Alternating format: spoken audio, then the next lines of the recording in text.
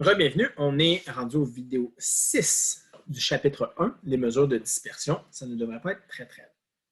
Donc, les trois mesures de dispersion qu'on a à date, on a vu les mesures de tendance centrale, on voit les mesures de dispersion, on va conclure avec les mesures de position dans le dernier vidéo. Étendue, écart-type et coefficient de variation. Ça sert à quoi des mesures de dispersion? Bien, comme le mot l'indique, ça sert à décrire la dispersion ou un synonyme l'étalement d'une série. Plus la série est étalée, plus la valeur de la mesure de dispersion est grande. Donc, étendue, écart-type et coefficient de variation vont être élevés si on a une forte dispersion. Donc, l'étendue, on l'a déjà défini, donc je ne repasse pas là-dessus. Ça fait seulement donner le portrait très global avec le maximum et le minimum. La variance. Bien là, on passe par la variance pour parler de l'écart-type. Peut-être que vous avez déjà entendu parler d'un ou de l'autre ou des deux, mais ils sont intimement reliés. La variance d'une population de taille grand N, je suis à la page 12 dans vos notes de cours. Dans vos notes de cours, la variance est complètement sautée. On parle tout de suite de l'écart-type. Donc moi, dans les slides, je fais un détour par la variance. Donc pour l'instant, faites juste écouter, essayez d'avoir une intuition de comment ça fonctionne. Ça va être à la page 12 très bientôt. Donc, la variance d'une population de taille grand N est la moyenne des carrés des écarts entre les valeurs et la moyenne. Donc, qu'est-ce que ça veut dire ça?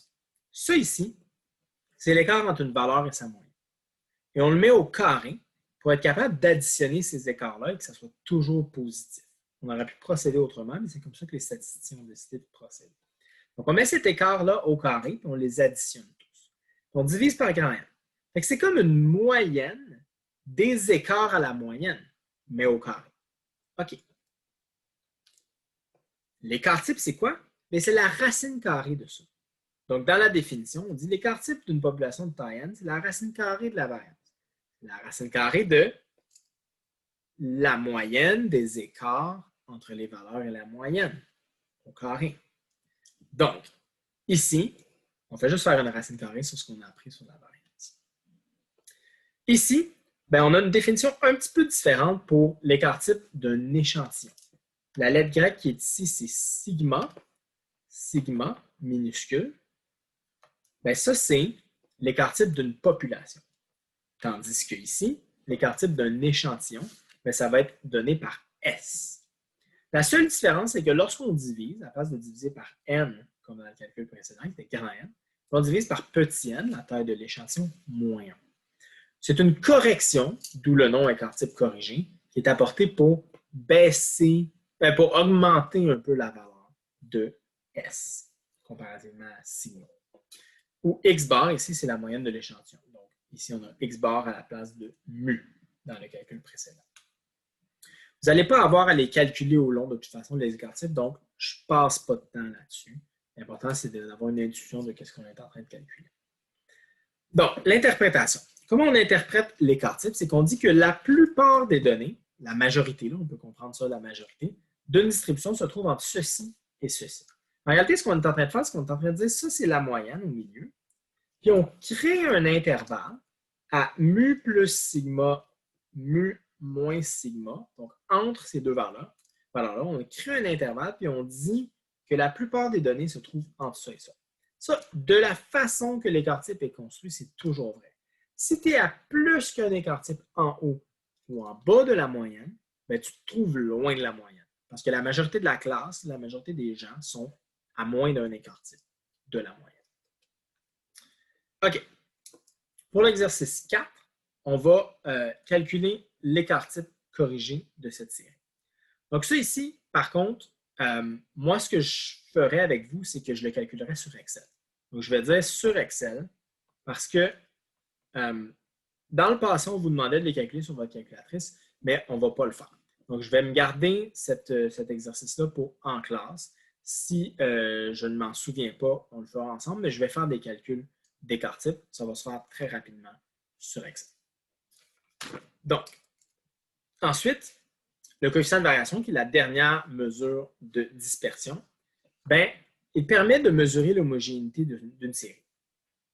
C'est dépendant de la qualité de la moyenne. Okay? Donc, le coefficient de variation, c'est quoi? C'est comme l'écart-type, mais relatif à la moyenne. Et là, l'utilité de ça, de faire un écart type relatif à sa moyenne, c'est de pouvoir comparer la dispersion relative de deux séries avec des moyennes très différentes.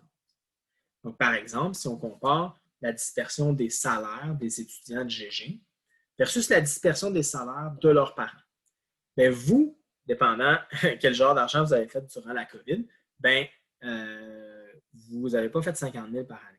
Il n'y a personne en réalité qui va avoir fait plus que peut-être 10-15 000, puis le moins va avoir fait 0 ou 3 000, quelque chose comme ça. Bien, vos parents, ils ont probablement des salaires très, très, très variables. Certains font 40 000, certains font 100 000, certains font 200 000, certains font 20 000. Il y a beaucoup de variabilité. Donc, pour calculer l'écart type de chacun, mais l'écart type de vos salaires serait beaucoup plus bas que l'écart type des salaires de vos parents.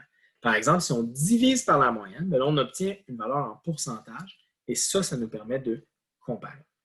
Donc, comment on fait ça? Je suis en haut de la page 13. Vous voyez, cet exemple-là, il n'est pas dans vos notes de cours. Ce que vous avez, c'est juste ça ici. Mais nous, on va faire le calcul.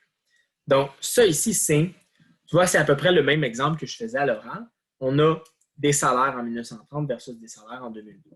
Mais évidemment, la moyenne ici est très différente. L'écart type est le même. Bien, lequel est le plus dispersé? Quelle série est la plus dispersée? Ce qu'on va dire, c'est que relativement à sa moyenne, celui-là est beaucoup plus dispersé que celui-là. Parce que celui-là est très petit comparativement à sa moyenne. Et donc, les coefficients de variation sont fortement différents. On a 22,4 pour en 1930, on a 2,9 pour en 2012. Donc, on va dire que les salaires en 1930 sont beaucoup plus dispersés qu'en 2012. Donc là, une convention, c'est, dans l'interprétation du coefficient de variation, plus le coefficient de variation est près de 0%, et plus on va avoir une distribution qui est homogène. Hétérogène, c'est très dispersé, très différent. Homogène, c'est tout pareil. Et par convention, on va dire qu'une série est homogène si son coefficient de variation est plus petit que 15%. On va terminer avec le dernier vidéo pour les mesures de dispersion.